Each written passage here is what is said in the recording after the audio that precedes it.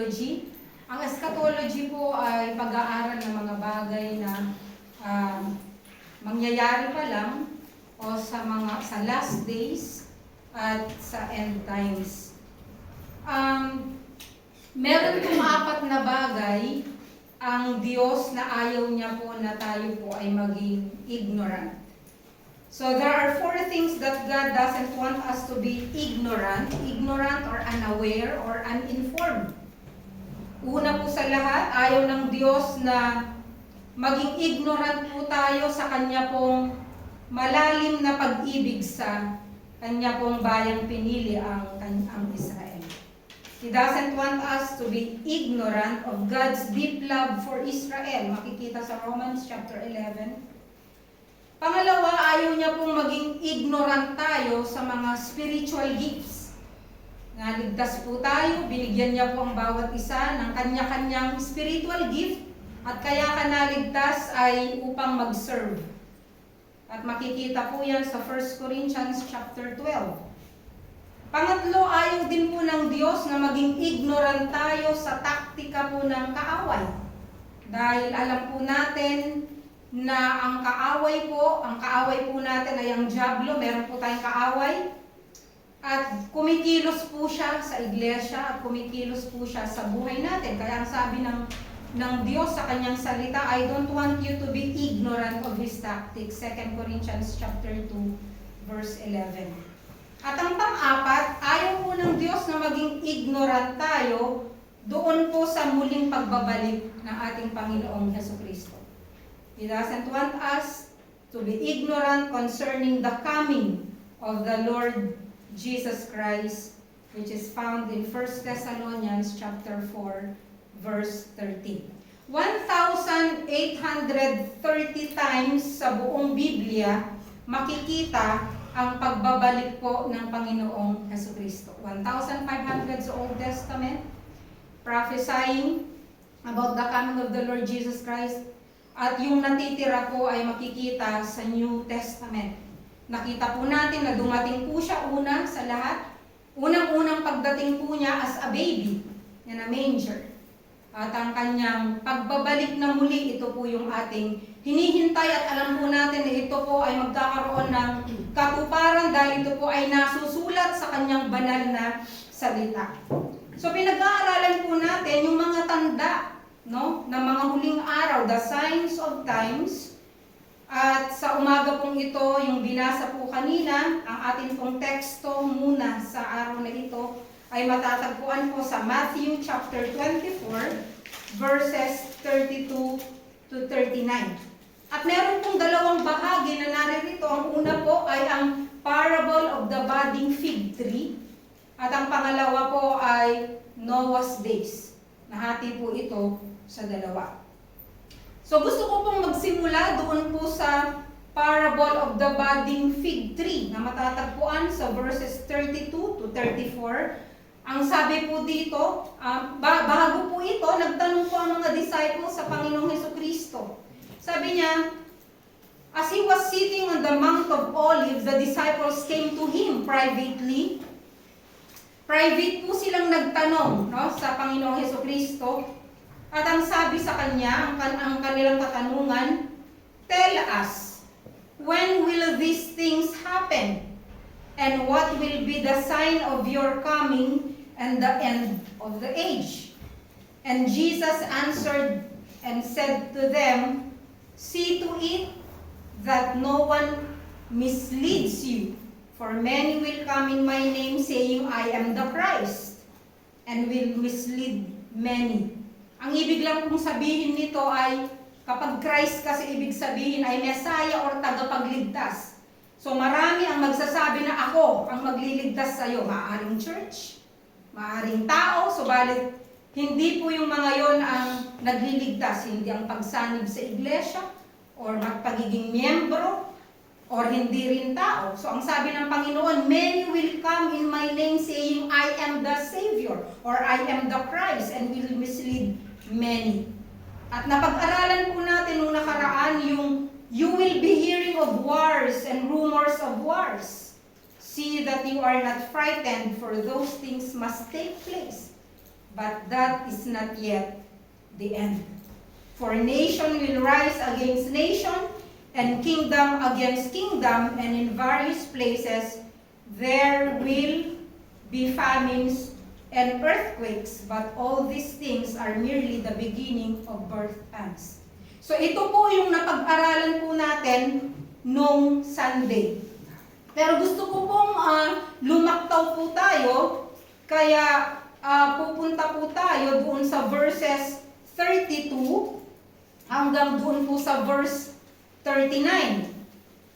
Dahil halos lahat po or lahat po ito sa chapter 24 ay nagsasabi ng huling mga sandali o ang huling araw.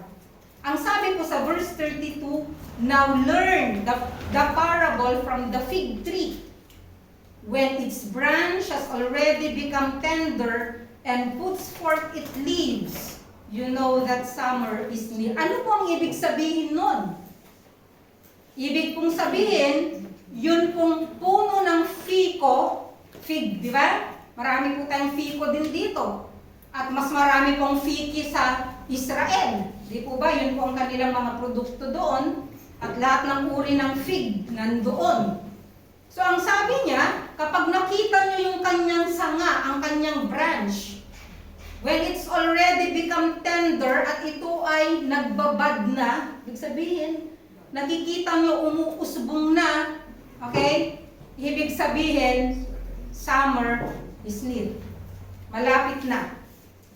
Ano po bang ibig sabihin ng fig tree? Kasi po kung minsan, binabasa po natin ito at hindi natin maunawaan, bakit kaya sinasabi ng Panginoon yung tungkol po sa fig tree? Alam niyo po kasi, ang fig po ay simbolo po ng Israel. At makikita po natin many times in the Old Testament, yung salitang fig referring to Israel. No? It can also be found in Mark chapter 13 and Luke chapter 21. Yung pong parable na ito. And this is a part of the Olivet Discourse. Ano ibig sabihin? Yung pong discourse ng Panginoong Jesucristo sa Mount of Olives. Bahagi ito sa kanya pong itinuturo. So the fig tree is symbolic of Israel, and we can also find that in Joel chapter 2, verses 21 to 25. At dun sa Luke chapter 13, verses 6 to 9, makikita po natin yung parable of the barren fig tree. Yun pong fig tree na hindi namumunga, kaya ano pong ginawa ng Panginoon, isinumpa niya. At hindi na po ito namunga. Di po ba? So kapag nakakita po kayo ng salitang fig, ito po ay tumutukoy, fig tree, tumutukoy po ito sa Israel. So there is a super sign, kaya ko po sinabing super sign, kasi po ito ang pinaka number 1 na dapat nating tinitignan. Kung gusto po nating malaman ang end times and last days, tatlo po ang bagay na dapat nating tignan. Si Jesus, pangalawang mga Jews, at ang pangatlo ay Jerusalem. Okay? So ang tinitignan po natin na sentro ay ang Israel. Yun po ang unang-una sa lahat. So yung dito po sa parable, ang una po na tanda ay ang rebirth of the nation of Israel. So, noon pong 70 AD, meron pong isang Roman general na ang pangalan ay Titus. Pwede nyo pong i-research ito pag uwi sa bahay. Limited po ang ating time, okay? So, meron pong isang Roman general by the name of Titus, and he invaded and literally destroyed the second temple. Di ba? Nasira yung unang temple, tapos po na-build ito at dinestroy na naman po ito, yung second temple. At alam niyo po ba, nung dinestroy niya ang temple na ito, gumawa siya ng scaffolding, sinunog ang lahat, at yung gold po ay natunaw sa sobrang init, kaya ito po ay bumuhos sa bato, sa mga batuhan.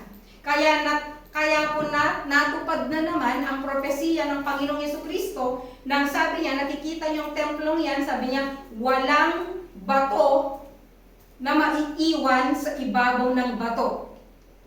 It was fulfilled because literally, dahil po dun sa tumulo na molten gold, inalis nila yung ginto at bawat bato ay tinanggal nila. Kaya wala pong bato na naiwan sa ibabaw ng bato.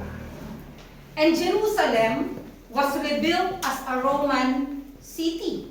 Kaya alam po ninyo na na-rebuild po ito as a Roman city.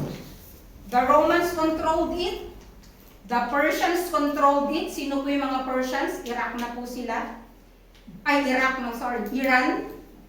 The Muslims controlled it.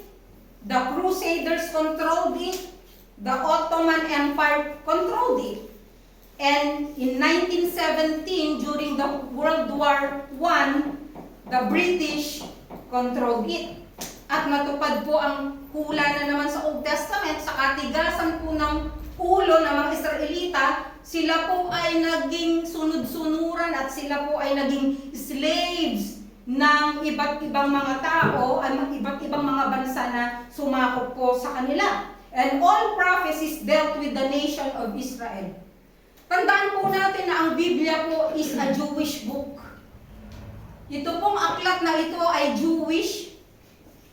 66 authors are Jews. With exemption of course, I mean the books. At ang mga author po ay Jewish with the exemption of course of Luke, na pinagdedebatihan po kung Hudyo siya or Hellenized Jew siya. Pero the rest, sinulat na mga Jews ito at nakapaikot, nakapaloob lahat ng nakasulat dito na prophecy patungkol po sa Israel. Kaya ang mundo po actually ay umiikot sa Israel. Kaya kung gusto nating malaman ang last days, ang mata po natin nakatuon sa fig tree, nakatuon sa Israel. No? May mga times noon na akala ko malapit ng end. Bakit? Kasi nga lagi na lang ginigira ang di ba? Ang Israel. Okay. And take note that for 2,000 years, there was no nation of Israel. Alam niyo po ba yon? For 2,000 years, there was no nation of Israel. Wala silang identity. The diaspora took place. What is the meaning of diaspora? The Jews were spread and scattered all over the world. They were dispersed into 70 different nations. And so literally, there was no nation of Israel. Ito po yung nag-start di po ba, merong bansang pinili ang Diyos at itong Israel. Sa katigasan ng ulo, sila po'y sinakop ng Babylonia, sinakop ng iba't ibang mga bansa. As we look sa history, kung gusto nyo po ang history, makikita po natin yung mga dinaanan or naranasan ng mga Israelita. Una po yung Nazi persecution of the Jews. 1933 to 1938, the rights of the Jews were restricted and they were denied of their rights. They were murdered and sent to concentration camps. Ganyan pong ginawa sa kanila. And 297 synagogues were burned and destroyed. At noong 1934, under Manuel L. Quezon po ng Pilipinas, alam niyo po ba na mapalad tayo dahil isa po tayo sa mga bansa na kumukop po sa mga Jewish refugees. Alam niyo po nung piniprepare ko tong message na to, talagang napapaiyak po ako nung binabasa ko yung history, no? So, minurder po sila at gusto po nilang mawala po sila sa mundo.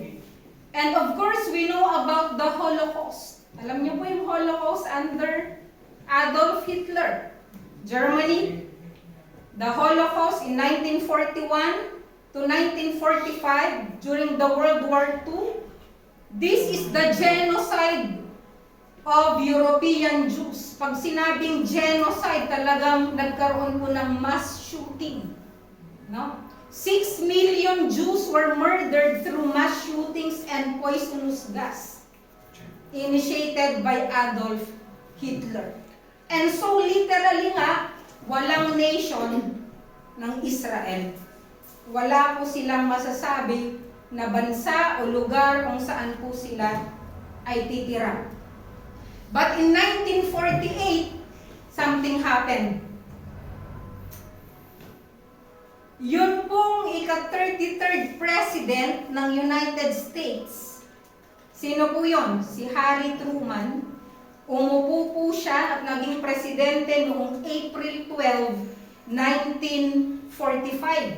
Siya po ay Vice President po ni Franklin Delano Roosevelt. Si Franklin Delano Roosevelt, tinatawag nilang FDR, 4 pong terms nanalo siyang President ng United States. But on the 4th term, literally on the 82nd day ng kanyang panunungkulan, sa 4th term po niya, namatay po siya because of cerebral hemorrhage. And because of that, natras po sa office bilang President si Harry Truman in April 12, 1945. At nakita ko po dito na God promoted Harry Truman for a reason.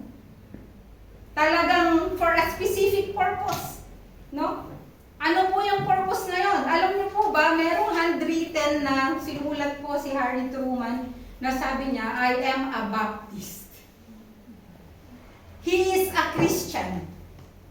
At nabasa na po niya ang Biblia at alam po niya na ang Israel ay bayang pinili ng Diyos. He knew the Bible and he pressured the United Nations for the establishment of the state of Israel. Nung nagbotohan, alam niyo po nangyari, 33 in favor, Philippines included. Amen. Under Manuel Rojas, 13 opposed and 10 abstained. Pero, ganun man po ang nangyari, on May 14, 1948, after 2,000 years of no identity, Israel became a nation again. The super sign of the fulfillment of the end times and the last days. Bakit? Because it's in the prophecy.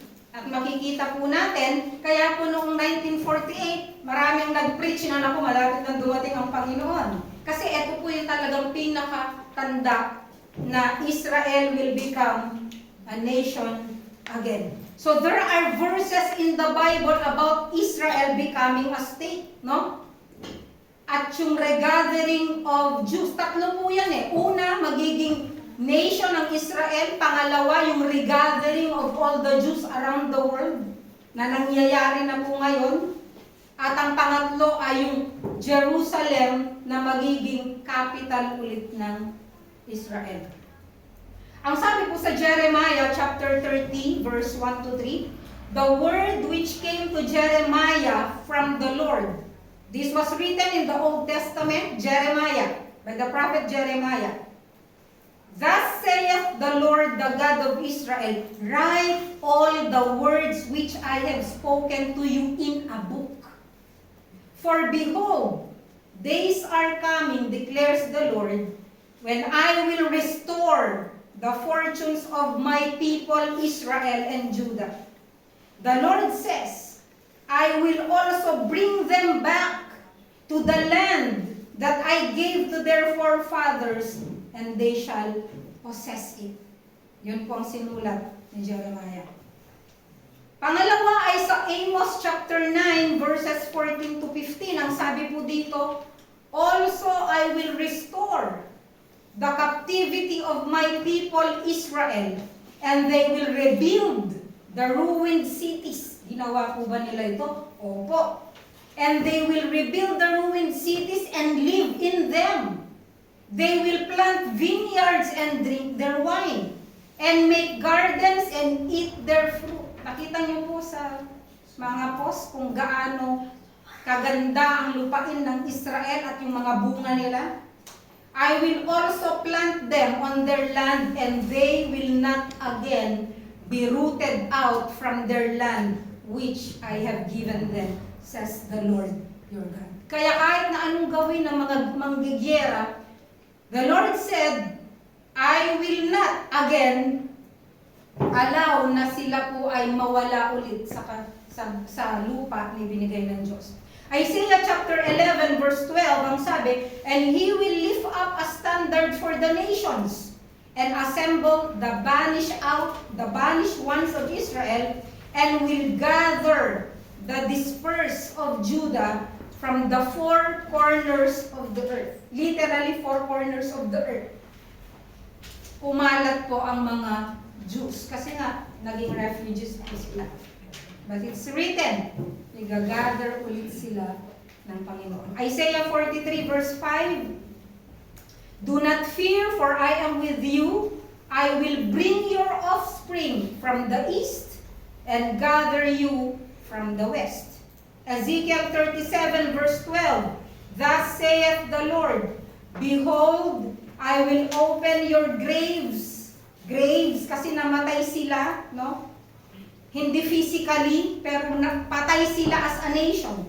I will open your graves and cause you to come up out of your graves, my people, and I will bring you into the land of Israel. At sa Isaiah chapter 66 verse 8, ang sabi dito, can a land be born in one day? Can a nation be brought forth all at once? The answer is yes. Just in one day, naging nation agad ang Israel. This day was on May 14, 1948. Deuteronomy chapter 30 verse 3, then the Lord your God, this was written by Moses, Deuteronomy. Then the Lord your God will restore you from captivity and have compassion on you and will gather you again from all the peoples where the Lord your God has scattered you. Nung sinulat po ito ni Moses, sinabi niya, huwag kayong susuway sa Diyos, huwag kayong magkakaroon ng Diyos-Diyosan, tuparin ninyo lahat ng utos ng Diyos. Dahil kung hindi, sabi niya, etong mangyayari sa inyo. At nangyari po sa kanila. Lahat ng sinabi sa kasulatan. So there was the rebirth of Israel being a nation again. Tignan po ninyo sa Matthew 24 verse 34. Ang sabi dito, truly I say unto you, this generation will not pass away until all these things takes place. Ang tanong, how long is a generation? Ginagamit po natin yung salitang generation sa lahi. Diba? Yung lahi natin, ba? First generation, second generation, third generation. Pero dito po sa context na ito, how long is a generation? Kung titingnan po natin sa Genesis, ang sabi po dito kay Abraham, thy seed shall be in a land that is not theirs, and serve them and affect them and afflict them 400 years, referring to the Israelites na magiging slaves po sila sa Egypt. For 400 years, the children of Israel were in bondage to Egypt. Pero ang sabi niya dito, but in the fourth generation, what is the meaning of that? The last generation, which is equivalent to 100 years. 1948, nagkaroon po ng rebirth ang nation of Israel. And I believe, hindi na po lalagpas. I'm not setting the date, no? Pero, kung i-base natin dun sa this generation, pag nagbad yung leaves ng Israel, lahat ay magkakaroon ng katuparan. Ang sinasabi ko lang po, pwedeng mangyari anytime ang pagdating ng Panginoon. Dahil nakikita po natin, or nangyari na ito, itong naging nation ng Israel, tapos yung nakikita natin yung regathering of the Israelites, na unti-unti silang nagbabalikan sa kanilang lugar. So, ganun po yung ating nakita. That is the generation. Babalik po ako dun sa pagiging president po ni Harry Truman. Alam niyo po ba, nung naging president si Harry Truman, the next year, 1949, yung pong chief rabbi, dumalaw po siya kay Harry Truman at sinabi niya, God put you in your mother's womb for a specific reason and for a mission. At umiiyak daw po yung chief rabbi na yun. Kasi alam po niya, alam po niya kung ano yung effort din na ginawa ng Amerika. That's why I believe na may special blessing po ang Lord sa Amerika. Darating ang panahon, although pag-uusapan pa rin po natin sa mga susunod na preaching yung what will happen to America in the last days or in the end times. So pag-uusapan din po natin. But I believe na merong special blessing po ang Diyos sa Amerika at sa lahat po ng mga nag-bless sa Israel.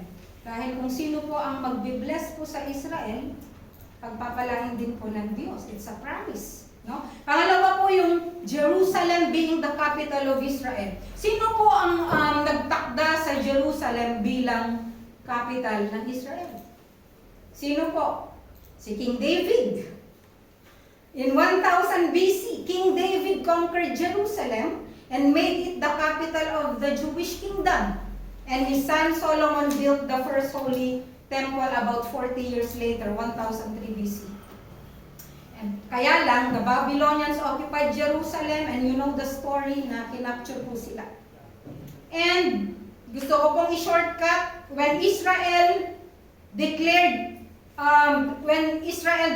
the independence noon pong May 14, 1948, yung pong parang pinakasentro kasi nila noon ay parang Tel Aviv, di po ba?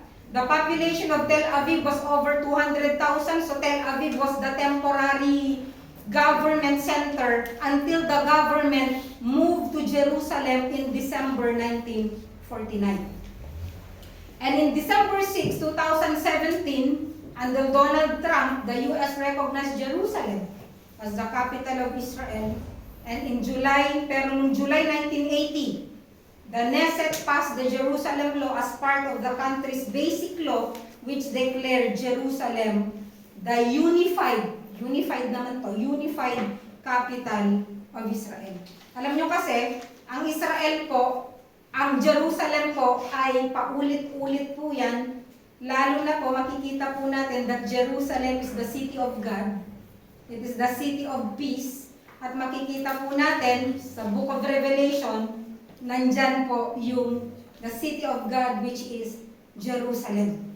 Pangatlong sign po ay yung regathering of the Jews, yung sinabi ko po kanina. Alam niyo po ba na ngayon, more than 7 million Jews ay nandito na daw po sa Israel. Almost half of the Jews are already in Israel. Pero ilan po ba sila? They are 15.7 million around the world. 16 million ang mga Jew. According to Rosh Hashanah 2023, world Jewish population reaches 15.7 million. Almost 16 million. 0.2% of the 8 billion worldwide population. Bakit? Ilan na po ba tayo? 7.8 billion na po tayo by 2021. Umaabot tayo ng 8 billion. Ganito na po tayo karami. Pero, halos kalahati po ng mga Jews ay nandun na po sa Israel. Alam niyo po, ang hindi po alam ng madami, noon pong ginyera, hanggang ngayon naman may gera ng Russia, ang Ukraine.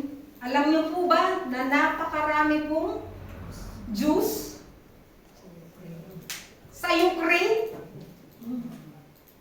na nagbalikan saan? Sa Israel.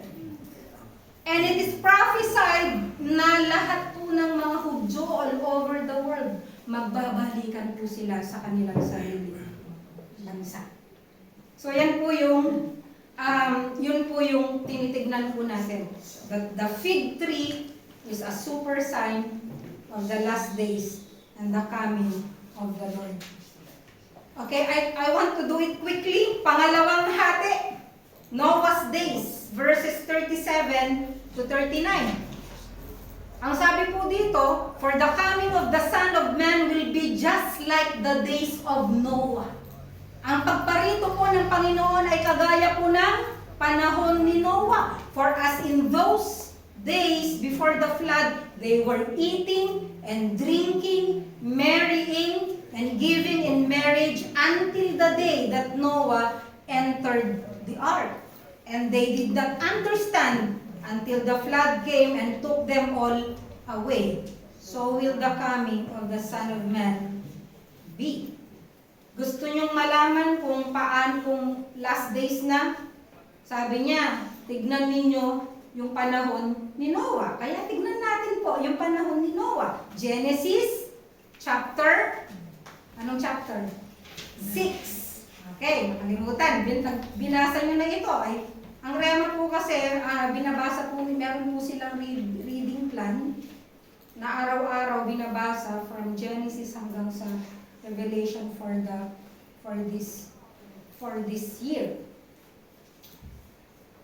Genesis chapter 6. Now it came about when men began to multiply on the face of the land and daughters were born to them, that the sons of God saw the daughters of men were beautiful and they took wives for themselves, whomever they chose. Okay? Babalikan po natin yan mamaya. Anong ibig sabihin yan? Okay. So, eto po yung Noah's days. Dito po, makikita po natin yung the sons of God referring to the angels. The fallen angels, of course. No? So, sila po ay nagsipag-asawa ng mga mortal, kaya nga po nagkaroon ng giants. Diba? Kung binasa nyo ang inyong Genesis, kaya nagkaroon ng giants because the Nephilim, yung Nephilim po, were on the earth in those days. Okay.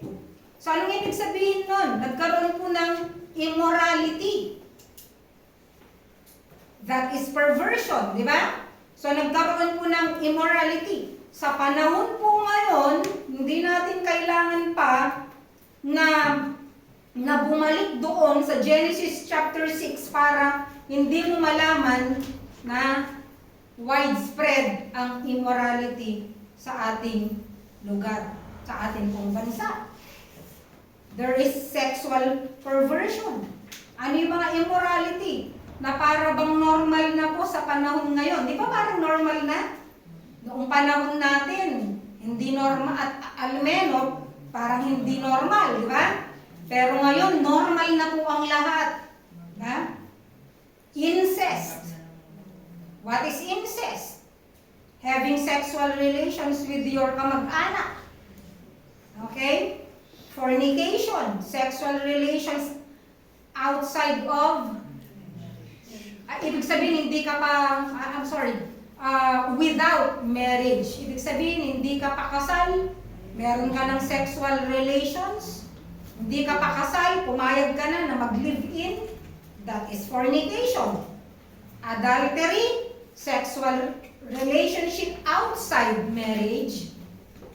Meron kang asawa pero may iba ka pang asawa. That is adultery. Bestiality. Alam niyo po ang bestiality? Meron daw pong isang listener ng isang radio program. Ang sabi daw pastor, sabi niya, I am not attracted to women, but I am attracted to farm animals. Maaaring matatawa ka, pero totoo. That is bestiality. Homosexuality. Dati, ang pagiging third sex ay itinatago, ngayon lantad na po. Lantaran na. What is homosexuality? Same sex. Nakasulat din po ito sa Bible. There is the redefining of marriage. What is the redefining of marriage? Kailangan ba natin i-redefine yung dinefine na ng Diyos sa Bible? Anong dinefine ng Diyos sa Bible? Sa Genesis chapter 2 verse 24, and a man shall live his mother and father, and will be united to his wife. Babae at lalaki lang dapat ang ikinakasal. No? But now, nire-redefine nila ang marriage. Babae, pwede nang ikasal sa babae. Lalaki, pwede nang ikasal sa lalaki. Hindi ako magtataka kung isang araw magkaroon din ng batas na pwede ka na magpakasal sa alaga mong baka o alaga mong kalabaw o alaga mong hayop. Hindi malayo. That's bestiality. Or darating siguro ang panahon na paano kapag ang isang babae gusto niya magkaroon ng asawa, legally na asawa ang babae, at the same time, gusto rin niyang magkaroon ng legal na asawang lalaki. Or ang isang lalaki din na gusto niyang magpakasal sa kapwa niyang lalaki, pero gusto rin niya na magkaroon siya ng asawang babae. Maaaring natatawa tayo kasi noon nakakatawa yung iniisip natin na pwedeng mag-asawa ang lalaki sa kapwa lalaki pero hindi na nakakatawa ngayon. So, kailan or hanggang kailan matatapos po ang immorality na ito? Ang nakakalungkot nga po, di po ba, sa US, nag-pass sila ng bill which is already signed into a law by Joe Biden. Ano po yung law na yun? Respect for Marriage Act. Respect pa man din, ano?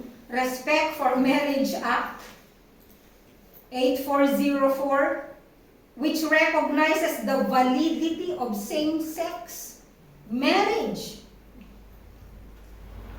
Nagtataka ako bakit ang pamagat ay Respect for Marriage Act when in fact, biblically, it is disrespect of marriage. At nakita rin po natin, dito sa act na to, pwede nang makisali ang lalaki, ang gay, sa sports ng mga babae.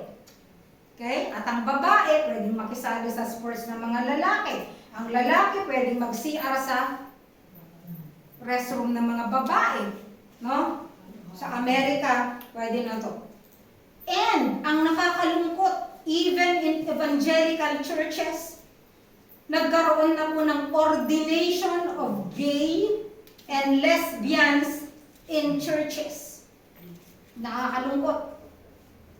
At ito pong Respect for Marriage Act na to, na pinirmahan ni Joe Biden noong 2022, ito ngayon ay nag-repeal dun sa DOMA or yung Defense of Marriage Act na sinign naman po ni Bill Clinton. Kabaligtaran. Siyempre, nagkaroon ng bagong law, natakpan yung law na pinirmahan ni Bill Clinton. So nakita po natin that's immorality at hindi natin kailangan na i-spell ang bagay na ito. Pangalawa, Genesis chapter 6 verse 5. Yung wickedness, kasamaan ng lahat ng tao. Then the Lord saw that the wickedness of man was great on earth, and that every intent of the thoughts of his heart was only evil continually. Nagkaroon po ng wickedness. Hindi na kasamaan, sobrang kasamaan. No? Genesis chapter 6 verse 11. Makikita din po natin to. Yun nga ang dahilan bakit ginunaw ng Diyos ang mundo, dahil lang sabi niya, I regret. Nagsisi ako na nilikha ko ang mga taong ito. So there is wickedness, there is immorality, increasing wickedness. Pangatlo, population increase. Genesis chapter 6 verse 1. And it happens that men began to multiply.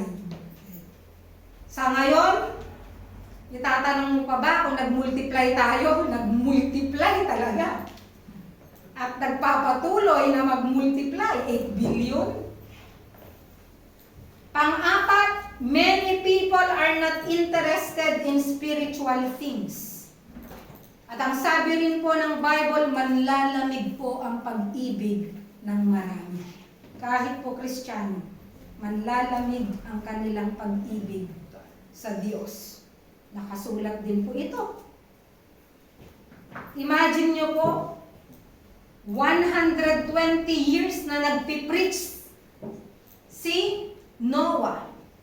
Ilan po ang naligtas? 8. Sino yung 8? Siya, asawa niya, si Ham, Shem, and Japheth, na 3 anak niya with their mga asawa. Sila lang po naligtas.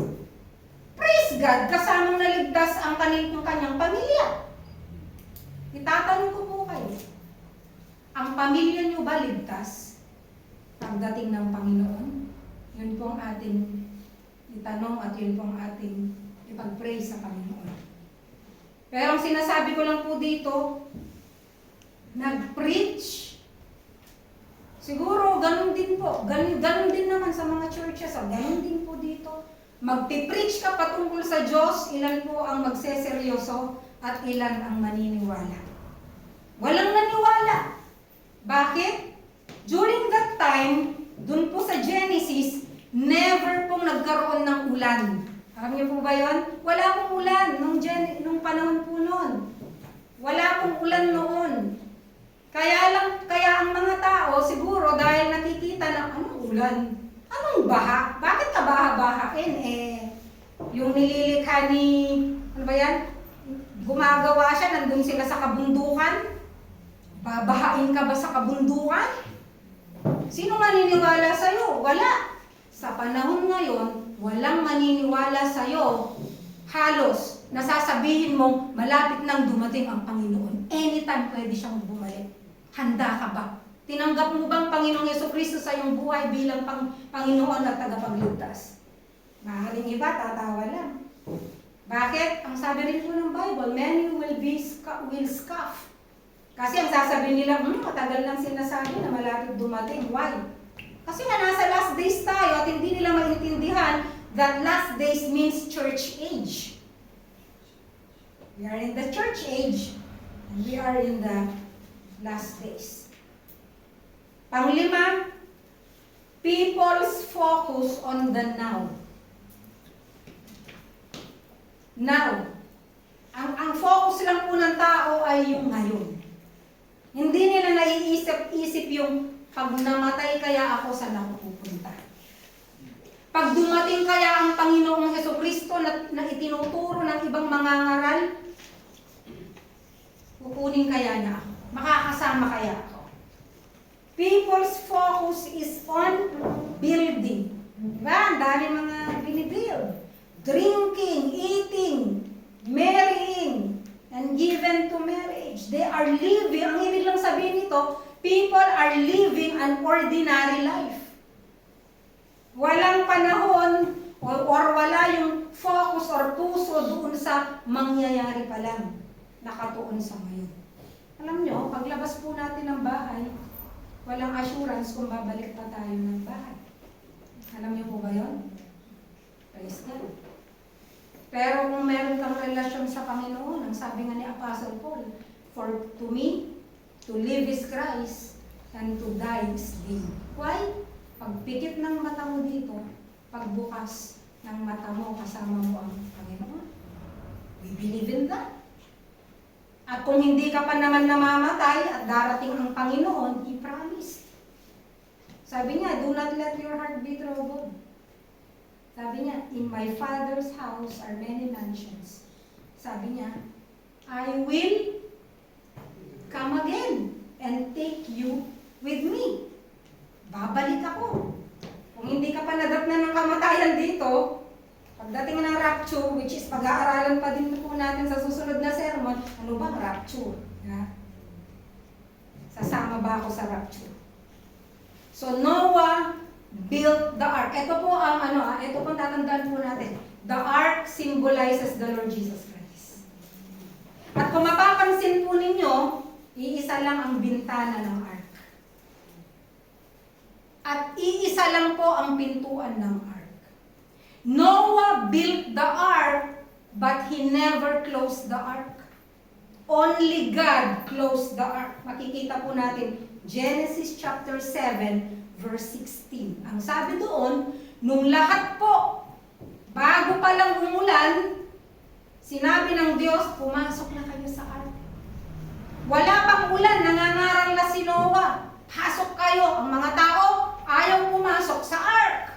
Ayaw tanggapin ng Panginoong Jesucristo sa kanilang buhay sa panahon ngayon. Pero nung time na, sabi gano'n, papasukin lahat ng mga hayop, 2 by 2 sila. Isang lalaki, isang babae. Pasok sila. Isang male at saka female. Tapos, pumasok na po sila. Pagpasok po nilang lahat, the Bible said, God closed the door of the ark. Why is that important? Because whatever God closes, no one can open. Kaya kahit pumatok ka pa, nung bumabaha na, kahit pumatok, hindi na yan magbubukas. Why? God closed it. There will come a time when God will close the invitation. Because the Bible says in Genesis chapter 6, I will not always strive with men. Darating po ang panahon na close na po ang invitation para po tanggapin ang Panginoon. At kung naririnig mo ang tinig na to, saan ka man, online, o maaaring narito ka, if you are not sure na meron kang personal na relasyon sa Panginoon, kung hindi ka sigurado na tinanggap mo siya sa iyong buhay, this is the time. This is the time. Alam niyo po, yung mga ibang preachers, ang eschatology, ito po ang iniiwasan nilang preach. Pero I believe that we have to preach the whole Bible. Magpipreach po ako tungkol dito sa mga huling araw. Pagkatapos nito, magpipreach po ako tungkol sa death and life. Saan ka pupunta? Isang bagay na ayaw pakinggan ng mga tao, subalit kailangan po natin tanggapin na lahat po tayo ay mamamatay. And the Bible says in Hebrews 9:27, it is appointed unto man once to die. And after that, the judgment. At kinakailangan po, sabi ng Panginoon nga, I don't want you to be ignorant. Ang sabi ng Bible, isa po sa tanda ng pagbalik ulit ng Panginoon ay, the gospel shall be preached in all the world. Nangyayari na po ba? Yes! Because of increase in knowledge. Kung walang increase in knowledge, paano mag-join ang mga naka-online para makarinig ng Word of God? Kung walang increase of knowledge, paano makakapanood sa YouTube? Paano makikipagmensahe sa mga kamag-anak? Paano mo makakausap yung kausap mo? Imagine mo, ilang minuto lang, nandiyan ka na sa kung saan. Nasa Barcelona ka na, o nasa Paris ka na. Minuto. Because of increase in knowledge. No? At because of increase in knowledge, there is an opportunity for the gospel to be preached all over the world. And then, the end will come. Alam niyo po noon, ang missionary, pinapadala ilang buwan sa barko bago makarating dun sa kung saan magmimisyon, tama? Para makarinig ang mga katutubo ng mensahe. Ngayon hindi. Buksan mo cellphone mo. Buksan mo ang TV. Ang mahirap, yung mga ibang tao, pag may nagpipreach, lipat. Bakit? Boring ang salita ng Diyos. Pero ang boring na yan, ito ang makakapagligtas sa iyong kaluluwa. No?